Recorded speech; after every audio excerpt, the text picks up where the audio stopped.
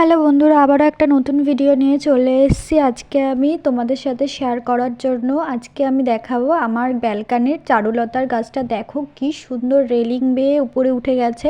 তোমাদের কার কার বাড়িতে এই গাছটা রয়েছে অবশ্যই আমাকে জানিও। আর আমার ফুলের কালারটা হচ্ছে রেড। আমাদের বাড়িতে কি কালারের ফুলটা রয়েছে আমাকে অবশ্যই জানিও। এটা তিনটে কালার হয়, একটা হোয়াইট কালার হয়, একটা বেবি পিঙ্ক কালার হয়। ওই দুটো আমার কাছে নেই, এই কালারটাই রয়েছে শুধুমাত্র। আর এই গাছটা সম্পর্কে তোমাদের একটা টিপস দিয়ে রাখি, গাছটাকে যদি অনেক ঝোপালো করতে চাও তাহলে গাছের মাথার যেই অংশটা রয়েছে সেটা পিঞ্চিং করে দেবে, তাহলে গাছটা অনেক ঝোপালো হবে আর দেখতে অনেক সুন্দর হবে।